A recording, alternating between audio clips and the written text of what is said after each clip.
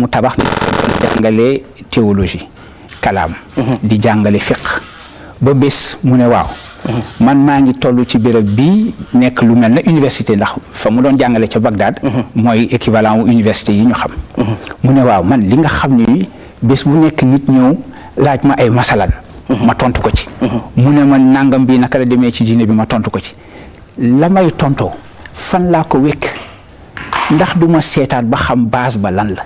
certitude bi nga xam ne bi am naa ko ba nga xam ne bi ku ma laaj ma tontu la certitude boobu fan laa ko jëlee gis nga noonu mu delloo ca xam-xam ba di ko seetaat boobu mën nañu ne mooy démarche philosophique démarche philosophique donc loolu la gis nga xale yi def nañu ci ñu def baccalauréat ci fan yi sujet bu xaw a mel noonu am nañu ko day philosophie dafay seetaat loo xam ne bi tabax nañ ko ba pare mu ne waaw li ñu tabax nii lan moo ko taxa taxaw lan moo tax daanuwul wala boog nga ni waaw man nii doomu aadama ne maa ngi xam-xam boobu fu mu jógee xam-xam boobu lan laa ci jublu lan laa war a def fan laa war a jaar lan laa mën a xam lan laa war a def lan laa mën a yaakaar ak lan mooy doomu aadama muy questionnement boobu ak remettre sa bopp en cause mu ngi noonu gis nga 4 questions yi ma la posé benn philosophe bu ñuy wax Emmanuel Kant nee na philosophie yëpp mooy 4 questions yooyu ana lan laa mën a xam ana lan laa war a def ana lan laa war a mën a yaakaar ëllëg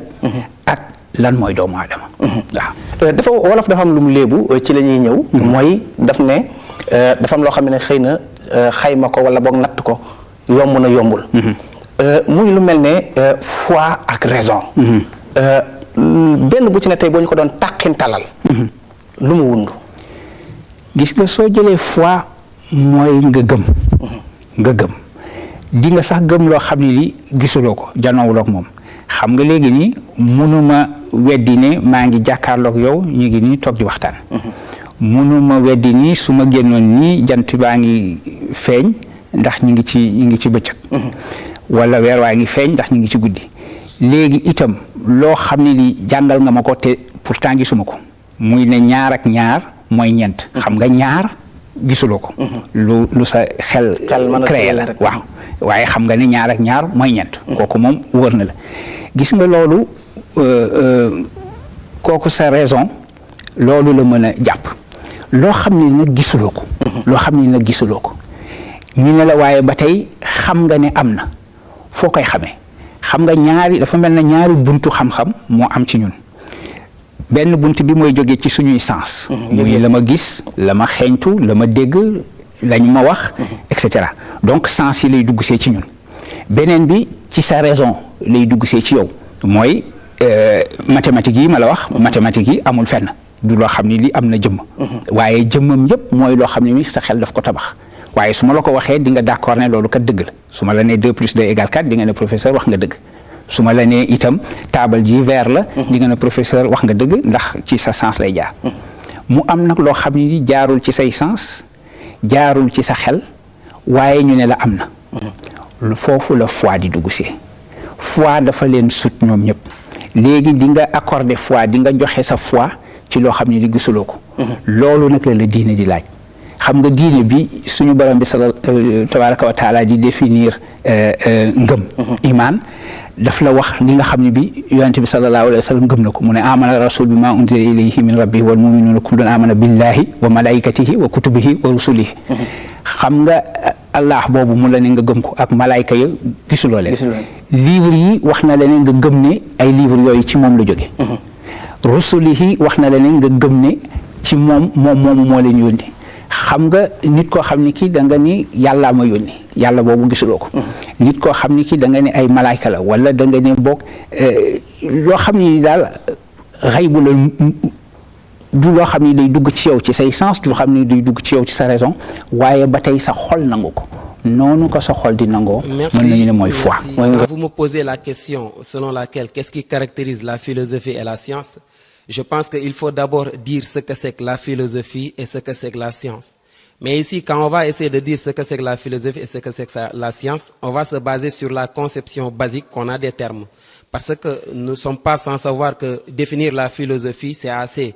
impossible, raison pour laquelle quand je dis on va se baser sur la conception basique, je vais me permettre de dire que la philosophie, c'est une activité de réflexion critique et subjective. Alors que la science, si on se base sur André Lalande, on va définir la science comme étant un ensemble de connaissances et de recherches se rapportant au réel et caractérisées par leur universalité et leur objectivité.